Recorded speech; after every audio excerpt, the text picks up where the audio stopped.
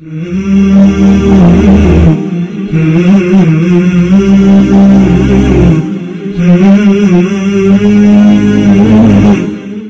اللہ الرحمن الرحیم۔ آج ہمارا علامات میں سبق نمبر 7 ہے۔ اس سبق میں 2 علامتیں ہیں، کاف زبر کا اور کاف زیر کی۔ یہ دونوں علامتیں کبھی اسموں، کبھی فعلوں اور کبھی حرفوں کے آخر میں استعمال ہوتی ہیں۔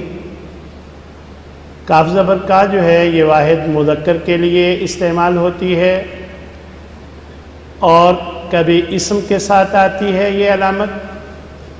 تو اگر یہ اسم کے ساتھ آئے تو اس کا ترجمہ تیرا، تیری، تیرے اور کبھی اپنا، اپنی، اپنے کیا جاتا ہے، جیسے عملو کا تیرا عمل، ازواجو کا تیری بیویاں، وجہو کا تیرا چہرہ، بصرو کا تیری نظر، قومو کا تیری قوم، ربو کا تیرا رب، طعامو کا تیرا کھانا، کتابو کا تیری کتاب۔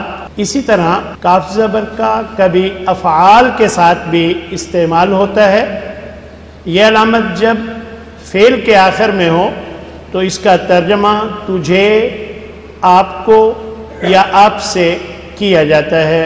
مثلا ودعکا، اس نے چھوڑ دیا تجھے، سألکا، اس نے پوچھا آپ سے، خلقکا، اس نے پیدا کیا تجھے، وجدکا، اس نے پایا تجھے، یعطیکا، وہ دے گا تجھے یا آپ کو، ینبئکا، وہ خبر دے گا آپ کو، یسألکا، وہ سوال کرتا ہے آپ سے، فعدلکا، پھر اس نے برابر کیا تجھے۔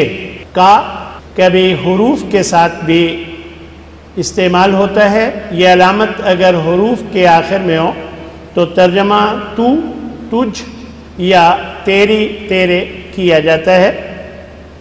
مثلا انکا، بے شک تو، الیکا، تیری طرف، منکا، تجھ سے،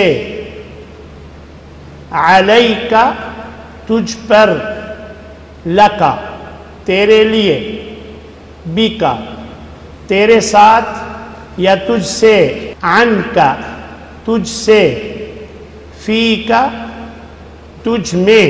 کاف زبر کا کے بارے میں پڑھا ہے کہ یہ علامت کبھی اسموں کے آخر میں آتی ہے، کبھی فعل کے آخر میں، کبھی حرف کے آخر میں۔ اگر اسم کے آخر میں آئے تو تیرا، تیری، تیرے یا اپنا، اپنی، اپنے، اور اگر فعل کے آخر میں آئے تو تجھے یا تجھ سے، اور اگر حرف کے آخر میں آئے تو تو یا تجھ، اس کا ترجمہ ہوتا ہے۔ یہاں اب آپ کو کاف زبر کا اسم کے شروع میں آتا ہے، یعنی کاف زبر کا کبھی اسم کے شروع میں بھی آ جاتا ہے۔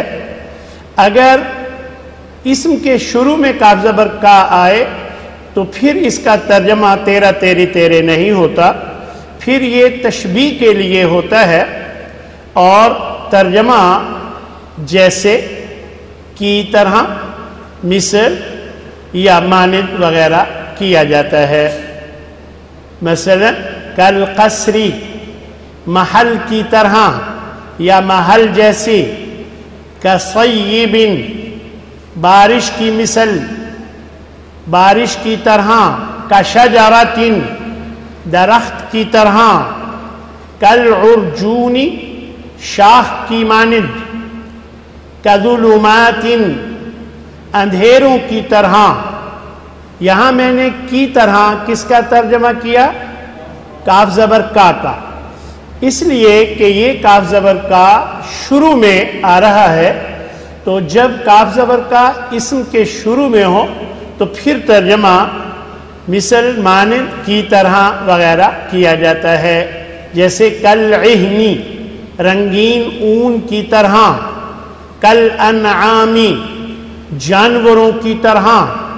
اللہ تبارک و تعالی نے اپنے نافرمان لوگوں کا ذکر فرماتے ہوئے یہ فرمایا ہے کہ اولئک ہم کالانعام بل ہم اضل سبیلا، کہ یہ لوگ تو جانوروں کی طرح ہیں بلکہ ان سے بھی زیادہ گمراہ۔ تو کالانعام جانوروں کی طرح، کالمجرمین مجرموں کی طرح۔ اب تک آپ کو کاف زبر کا کے بارے میں بتایا گیا کہ یہ اسموں، فعلوں اور حرفوں کے آخر میں کاف زبر کا آتا ہے، اور کبھی کاف زبر کا اسم کے شروع میں بھی آ جاتا ہے۔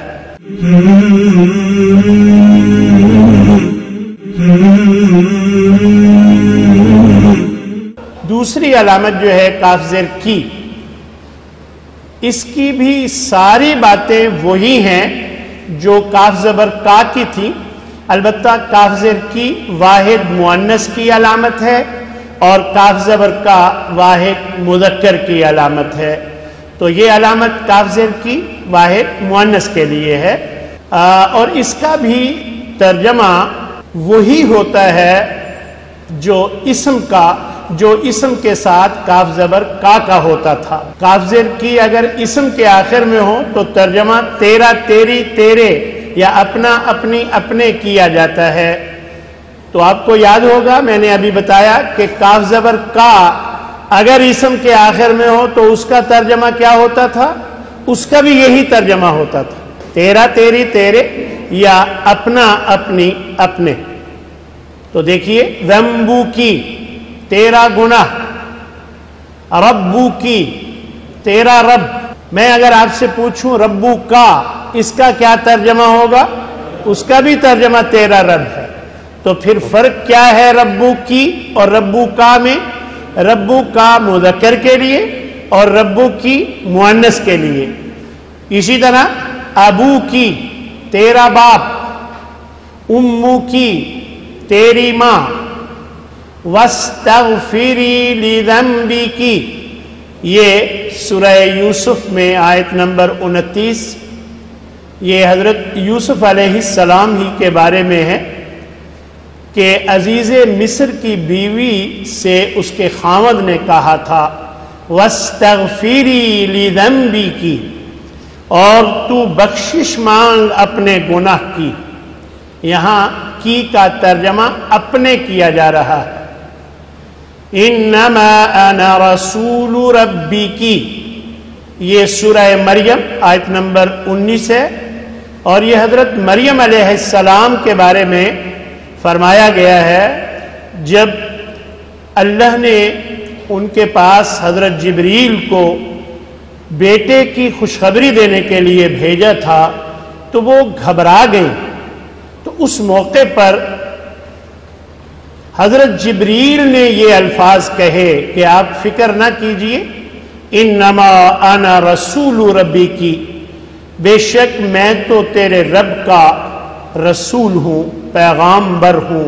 کاف زیر کی افعال کے ساتھ اگر ہو تو پھر اس کا ترجمہ تجھے، آپ کو اور آپ سے کیا جاتا ہے۔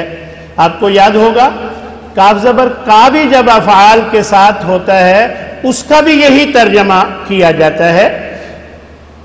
یا مریم ان اللہ اصطفاکی وطہرکی، پورے قرآن مجید میں یہی دو مثالیں ہیں کاف زیر کی جو فعل کے ساتھ آئے ہے، یعنی یہی دو مثالیں ہیں جو فعل کے ساتھ کاف زیر کی جہاں آیا ہے قرآن مجید میں۔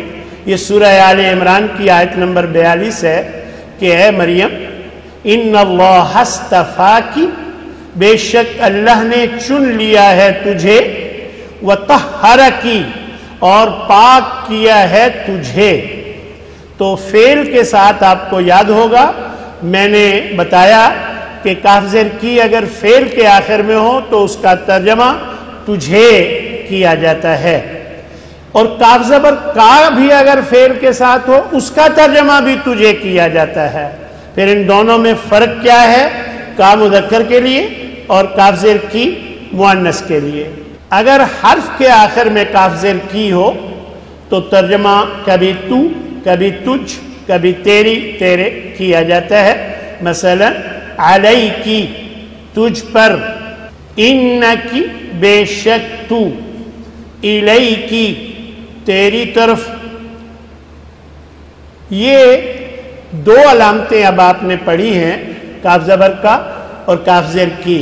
और मैंने आपको बताया कि काफ ज़बर का मुज़क्कर के लिए और काफ ज़ेर की मुअन्नस के लिए। तो अब इस सबक का खुलासा एक मर्तबा देख लीजिए। काफ ज़बर का वाहिद मुज़क्कर की अलामत है और काफ ज़ेर की वाहिद मुअन्नस की अलामत है। ये दोनों अगर इसम के आखिर में हो तो तर्जमा तेरा, तेरी, तेरे या अपना, अपनी, अपने किया जाता है। और ये दोनों अगर फेल के आखिर में हो तो तर्जमा तुझे, आपको या आपसे किया जाता है। और अगर ये दोनों हुरूफ के आखिर में हो तो तर्जमा तू, तुझ या तेरी किया जाता है।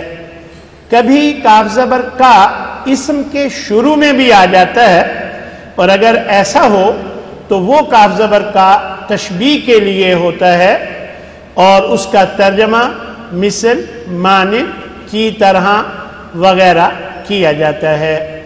तो अल्हम्दुलिल्लाह हमारा ये सबक नंबर 7 मुकम्मल हुआ। व आखिरु दावाना अनिल हम्दुलिल्लाहि रब्बिल आलमीन।